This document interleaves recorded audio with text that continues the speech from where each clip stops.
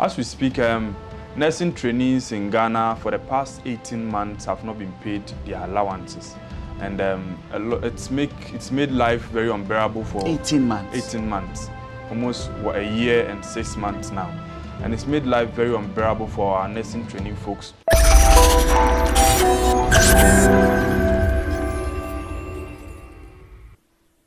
Welcome to another edition of Say It Loud here on GhanaWeb TV. My name is Etsey Atisu. My guest is the NUGS President, Daniel Opon. We speak about a number of issues concerning NUGS, and we're drawing some of the conversations around the recent spillage of water from the Akosombo and Nkommo dams. Welcome once again. Daniel, NUGS, how is NUGS doing? All right, first of all, we want to extend the greetings to all the over 12.5 million Ghanaian students across the length and breadth of the country. The National Union of Ghana Students is 57 years now, okay, and has been the main citadel of positive advocacy for the past years. We've had a lot of leaders leading this country, having their trainings from the National Union of Ghana Students, and so far I think the union has played a lot of pivotal roles in a lot of happenings in our country now, having taken into consideration the establishment of GET Fund, Student Loan Trust Fund, allowances in the various nursing and teacher training associations, and other interventions and subventions administered by the National Union of Ghana Students. So I think so far we are doing well. This is the 57th NUGS administration, and we are also contributing our quota as part of a lot of positive advocacy we've outlined, and a lot of good works we are doing for the good students of this country. 57 years, 12.5 million population. That's close to an entire country's population. Exactly. But you are obviously bedeviled with a number of issues. That's true. Why is this Akosombo Dam spillage a big issue for you now? How does it concern NUGS in any way? All right, so as I rightly said, NUGS contains students or encompasses students from the basic level to the PhD level. It was quite worrying and disheartening when we got to know of the incident of the man-made Akosombo and pond spillage. So because we concern ourselves with the students, and normally when we got to know that the students are finding themselves in this tangent, we had to rush there to know how best the National Union of Ghana students could find solutions in helping these students out there. I think as a union that concerns ourselves with welfare issues, and now our students have find themselves in that tight corner, we had to just rush there and find solutions in helping them. Upon getting there, because we had heard of a lot of news, a lot of agencies bringing a lot of figures on the happenings, but we wanted to get there so that we ourselves get to know the actual challenges. Yourself on the ground. On the ground. You went to, which places did you go to? We went to Mepe, we went to places in Central Town, and we went to Bunu East District, Bunu East Region, especially Spru District, to actually know the challenges out there because of the flooding. So, Spru East has not been affected by the floods. Is it the Akosombo? Spru will be from where? Spru will be from the Pond Spillage. Okay, so Spru has also been affected? Has been affected, and we're having a list of schools, over 9,414 students have been affected by, how do I call it, the spillage. And now, in total, upon getting there, we got to know over 19,743 students have been affected by this spillage. This is in total? In total. From across how many regions? Across the Volta Region, and parts of Eastern Region, and also the Bunu East Region. Okay. Yes. 19,743 specifically. Students have been affected by this. And out of these 19,000, we have 80% of them who have displaced their educational materials, which has to do with their learning materials, school uniform, and the others. Because obviously the floods. Exactly. It's just fewer who are having their materials as we speak. And schools too have been affected? Schools, we have 71 schools from KG to junior high schools who have been greatly affected by the flood. 71 schools, and we are still counting. Okay. And as we speak, upon getting to the grounds, you got to know that some of these students, because of their displaced materials, they are sitting down with no school uniforms, just home attires. Some of them are just having 2 attires, and they are wearing it throughout the week. Teachers are nowhere to be found. Teachers who are currently teaching them are community folks who are voluntarily teaching these kids. Some of them are SHS leavers, which in a way doesn't augur well for the educational system.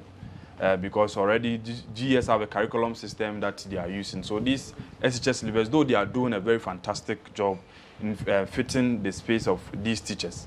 But as far as the educational ecosystem is concerned, it doesn't really augur well. So we thought it wise as the National Union of Ghana Students, as part of just the normal day, we will come there with our educational materials, our books and all those kind of things. But one pertinent and salient point we want to tackle has to do with the teachers teaching them. So we reached out to our student community and our teachers community so that at the end of the day we can all come back and help.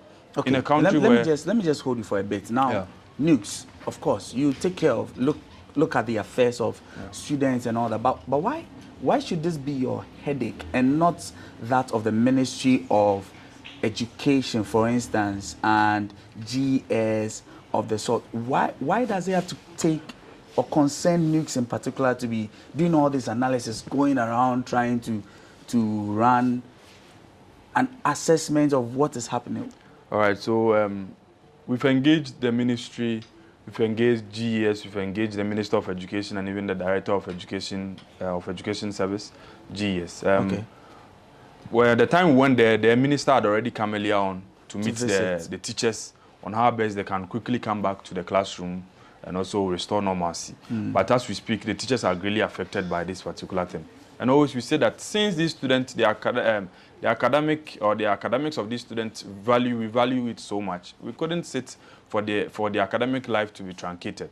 So as part of a preliminary plan we are going to put in place to help mitigate the challenge before the Ministry of Education and the GES brings, we thought it wise to also send some of our teachers. We have our teachers out there who are doing nothing and are on any day willing to go and teach. At a point we thought, since volunteerism in a way is gradually leaving the scene, we thought we weren't going to get enough teachers to volunteer to go and teach these kids for free. But as we speak, when we opened it up, we are having over 231 teachers or volunteers who have applied to go and teach these kids for free for the next 1 month. So within the space of 1 month, if GES or the Ministry of Education, their teachers come back, then we leave the scene and then they continue. So what happened to the original teachers, those who were there before the spillage? Have they left the areas or what? Oh, well, currently as we speak, per our search, most of them are lives around and they've been hugely affected by the spillage and also the flood. So as we speak, the ministry and the Ghana Education Service is still putting plans in place to make sure their lives are well managed so that they can come back to the classroom. So it means that emotionally they are not at that point where they can at return all, to them. Emotionally, psychologically, they are not really fit. Even the students themselves, I think the NUGS health team also putting something together that we could psych these students, looking at the stress they've been through so that we could have a very serene atmosphere and also serene mindset for academic life. So, but then now there are a lot of people who are focused on supporting the flood victims. We've seen a number of people travel, go and show support to these people. Is that not enough to help with the situation? All right, so we went there. Sometimes most of the things happening on social media, you get to the grounds and you don't see that kind of connection. Our students, as we speak, most of them, though I've seen a lot of organizations donating books, donating all those kind of things to them, which is very novel. Most of our students in certain areas, as we speak, are not, there's no teaching, there's nothing going on because there are areas teachers cannot access that place. So we are now even creating camps. Okujeto Ablokado is doing very well. Honorable Roosevelt of Central Town is also doing extremely well, which on any day they are even willing to give us accommodation for the teachers we'll be bringing. But when you get to some of these areas, there's nothing going on. So we are looking at how best we could even set up camps because they are per studies. They are saying the flood is going to take almost 1 month to 3 months before everything dries up. So we can't sit aloof and wait till the thing dries up before we return everything to normalcy. We'll have to put structures in place to make things go. So as we are working on bringing everything to normal, we are also making sure academic and other social lives is also ongoing. So now the only thing we are seeking from various organizations, I know they've made a lot of donations. Ours is specifically going to educational materials. Now we've gathered a lot of clothes, we've gathered thousands of exercise books, and surprisingly, over 3,200 of the numbers I made mention of are complaining of not having hygiene materials. And the girls who are in there don't have sanitary pads and sanitary materials for their upkeep within the short while. 0.62% of these kids are complaining of sexually being abused during these processes because when you get there... Wait, let's hold it right there. Now, who is abusing who? When you get to the places these students sleep, Okay. They are sleeping in the same room, male, female. So the camps, or where the camps. They are being kept. Yes, those who have been displaced. Exactly, they are camps. 0.62 of these people who are in those places are complaining of being sexually abused. And where are you getting your figures from? Okay, we work with Child Rights International, who are also helping us with the figures and everything. And these figures are from Child Rights. Child Rights. That's from Child Rights, where the accessibilities we made with them. That girls are being abused? Abused sexually. 0.62 of these huge numbers I've made mention of. So these are genuine concerns we are facing, and at a point, aside the donations we are making, we are just calling on all governmental agencies, we are calling on all individuals to partner the National Union of Ghana Students. As we speak, we have teachers ready, and I must thank Ghana Post for the good things they are doing for us. They are ready to give us buses to bus the volunteer teachers to the locations we'll be making the deployment. But the only thing we need now is how we can fend for these teachers when they start the teaching process. We don't have the enough funds to secure their food systems, the logistics they'll be needing to facilitate their teaching processes and all that. So we are just calling on all organizations, we are calling on all individuals, as they are helping the students out today, they should reach out to the National Union of Ghana Students to embark on this novel project. So that means that yours is just redirecting how the support is going to the Volta Region and other affected places. That's true. So that you can get your members also properly tackled for. But apart from the things you've done, you've traveled there, you've gathered the data and things like that. NUGS itself, you've also provided teachers for them. Are school activities going on? In those places? Yes, all the places that have been affected. Yes, school activities are ongoing, especially when you go to Mepe and some of the places. When you get there, I think the MP is doing a fantastic job. He's organized the students, though they are under trees, they are not having proper marker boards and all those things, but we are still improvising and helping academic life to ongo. But other places in the Mepe, in the North Town and Central Town areas, nothing is ongoing, which our concerns as the National Union of Ghana Students is to help quicken and also fasten our ways to help make sure the educational lifestyle of these kids are not truncated by sending our teachers there to go and just improvise. Though conditions there are that bad, we just go and just improvise and just start teaching these kids. We won't mind sleeping on the floor to make sure we are teaching these kids, to make sure things are really going on well for them. It's interesting to hear how you are willing to even get uncomfortable so that you can even help these people. All right, we'll continue the conversation. I know there are a number of other related NUGS conversations we need to have. So when we return from this break, we'll speak about that. I'm still here with Daniel Cherme Opon, NUGS president. We'll be back shortly.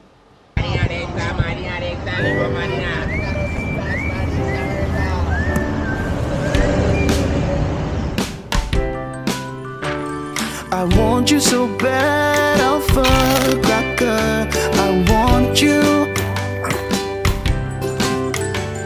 I wanna say yes, I can't resist. I want you. Ooh, I want you, Alpha Cracker.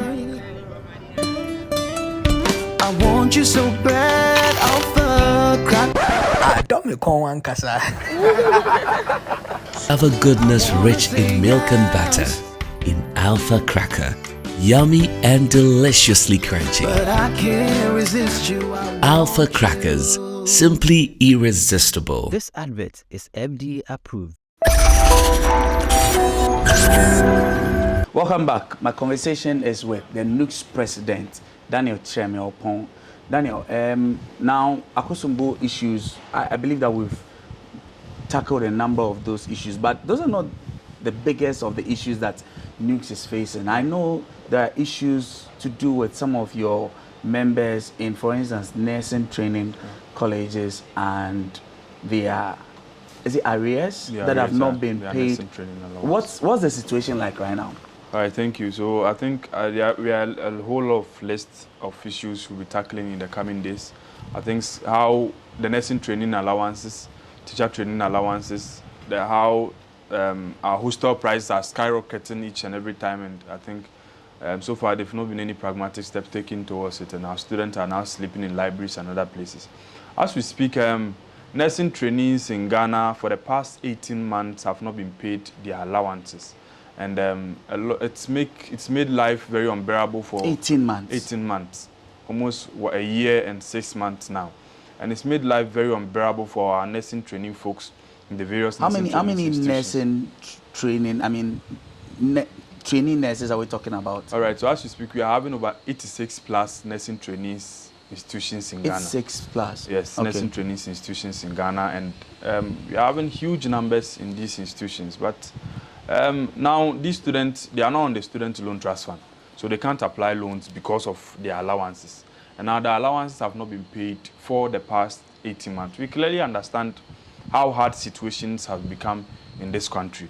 As part of constructive ways of engaging stakeholders, I think our constituent leaders, that is the Ghana Nurses and Midwifery Association, engaged the Minister of Health. We've engaged them on countless occasions. NUGS, as the National Union of Ghana Students, have also had a lot of press conferences to address the need or the urgency with which the ministry and the Ministry of Health and Ministry of Finance to attach in paying our nursing training allowance. One worrying thing is, you see, when you get to these nursing trainees, the allowances are not coming. But one issue we also have is their school fees keep skyrocketing. And now a lot of our students in the nursing training community cannot pay their school fees any longer. Do they use the arrears, there's the training allowances to pay school fees? Yes, we have a lot of these students who use it to subsidize their fees. But now the allowances are not coming and the fees also keep skyrocketing. As we speak, we have some nursing trainees that pays as huge as 5,000 cedis a semester. So within a Are those for private? No, government institutions. 5,000. 5,000. What, a semester? A semester. 5,000 Ghana. 5,000 Ghana cedis. Which kind of institutions? Any names that come? Yes, we have a list of the institutions per the information provided. But is there any of those institutions that you readily remember that students are paying 5,000? Yes, we are almost 4,000, 5,000, 6,000, and I think upon engaging the ministry, saying they are engaging the parliament to have a streamlined fees for all these nursing training. Because when you come to the universities, you see we have a streamlined fees. All universities are paying a specific amount of fees. Which the nursing training that is not really happening. How about teacher training colleges? For teacher training, there's a streamlined fees. But nursing training colleges, there's nothing happening of that sort. So we are just our engagement with the minister, per the things we outlined. We made it clear to him that if possibly there could be talks with Parliament so that they could, if it has to go through the law, and then we have a stringent kind of plan we are using that all nursing trainees will be using. So that cuts across all nursing trainees, so that it doesn't seem like a dwindling fees from various institutions. It's really worrying. Now most students can't pay allowances that they are supposed to even use to subsidize is also not coming. You see, in the past, in the 90s or in the 2000s when the allowances were introduced, most people entered teacher training, most people entered nursing training because those were the means they were going to use in paying their school fees. And most of our senior nurses, our senior teachers we see in this country all paid their fees out of their allowances. So we are just pleading. He has assured us, the Minister for Health has assured the Ghana Nurses and Midwifery Association and also the National Union of Ghana Students that within the next 2-3 weeks, their allowances will be paid. He's had clearance from the Ministry of Finance, and they are hoping that nursing training allowances will be paid. We are also looking forward that as part of the budget reading, it will be included that the nursing training allowances will be paid. But 18 months is a long time. It's a very long time. And you are confident all of these monies will be paid? Yes. If 18 months, if the government is even able to meet us halfway, I think it will lessen the burden on our nursing trainees students in various institutions, because it's becoming unbearable. They keep on calling, they keep on sending their worries and their issues to us, which on any day we at a point now can't even reach out to them. Now, in the meantime, the money is not coming. As NUGS leadership and all that, how are you helping your members, especially the nurses, because they are the ones in focus now? How are you helping them to be able to get other streams of income? They are in school. I can understand that. Yeah. But are there other ways that they can also make monies beyond the usual sitting down waiting for some allowances from the states? All that's not coming at all. One great thing we are doing is has to necessarily do with Get Fund. Yesterday I was on a panel with the Minister of Education and the administrator of Get Fund on how Get Fund can be uncapped. As we speak now, senior, Get Fund has been capped. And now, specific amount of monies that are supposed to go to the fund is not going. As we speak, we charge 2.5% of VAT or tax from every Ghanaian that buys anything outside the country. And now, those amount of monies which is supposed to go to the main statutory funds that funds education in this country, those amounts are not going anymore. And it's really worrying. So it was part of the discussions.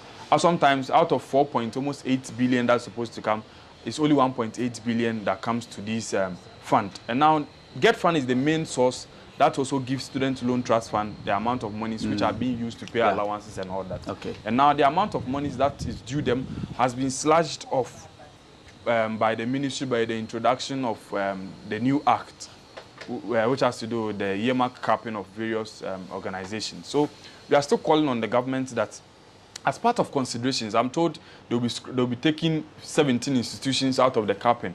And we are calling them that Get Fund should be included in the institutions that are being taken out, because this government really values education. And if we really indeed values education, I think the main statutory funds that is funding education should not be touched. Now, it has rendered a lot of projects uncompleted in this country. It has rendered a lot of payment and scholarships that are supposed to go to large number of students. It's not really going. See, the introduction of free senior high schools, initially we used to have about 83,000 students in the various senior high schools. But the free senior high school introduction, we have it has skyrocketed from 83,000 to 1.3 million Ghanaian students. It clearly tells you that our budget keeps increasing, our numbers keeps increasing. It clearly tells us that the budget allocation to the Ghana Education Trust Fund should also increase. If that does not happen, it puts the fund in a very tight condition, and now we the students receive these challenges, and at the end of the day, it puts us in a very tight corner, which does not realize the motto of NUGS, which is education is a right and not a privilege. So now there are a lot of all the dynamics about what states is supposed to do, what the government is supposed to do, what NUGS is getting. You spoke about the free SHS thing and all that, but the free SHS is supposed to be a good thing. It's getting people. The free SHS on and any that day ties into your motto. Yes, education is a right. On any day, we've been commending the government for the introduction of the free senior high school, because looking at the numbers from 83,000 to 1.3 million, it clearly tells you in the life or in the stage we find ourselves in this country, if you only want to see some changes or some metamorphosis in the coming days, then we should take conscious effort in educating our young ones to take over. And it's a novel policy the government rolled out, though we encountered one or two challenges, which they are continuously doing well to address all those challenges. It is good. We are rather speaking on Get Fund, that now the numbers are increasing. Now we are giving a lot of young people the opportunity to school. Then we should also be looking at the statutory funds that funds the education of these chunk of numbers we are putting into the system. All right. Now, before we go, I don't know if there are any specific other news concerns that we might not have touched on that you want to quickly just speak about. All right. Before I touch on that, with the Akosombo issue, we have a lot of channels that if any individual want to support the activities we do could reach out to us. You can reach out to the National Union of Ghana Students on 0543 169495, 0543 169495, or through our short code star 800 star 6363, star 800 star 6363, and all our bank details as well. Probably if you reach out to us, you'll be able to get in touch with you on all these, and also through our official mail, secretariat@nugs.org.gh, secretariat@nugs.org.gh. Any information, whatever thing you want to channel to us, will get to us. God willing, next year, the National Union of Ghana Students will be organizing one of the biggest student festivals in Ghana, which we are hoping to have it in Kumasi Sports Stadium or Accra Sports Stadium. During those processes, we are hoping to invite all presidential aspirants to also be there and also sell out their vision for the youth. If indeed they say the future is youth, we should be able to also know the good plans they have for Ghanaians and the larger community that has all the youth in there. That's the National Union of Ghana Students. We should be able to have them face on face, and then they roll out the good plans they have for us. We ask them questions and also invite other diaspora blocks, NUGS Canada, NUGS US, NUGS UK, and all the others to also join us in this celebration to foster unity as we enter into an election year. All right, Daniel, thank you very much. Daniel Treme is the president of NUGS, and we've had a conversation about a number of issues from the Akosombo Dam spillage, which has affected a number of their students, as well as other concerns regarding students in school, nursing training for that matter. Thank you once again for joining us here on Say It Loud on GhanaWeb TV. My name is Etsey Atisu. Until another time, be kind to one another.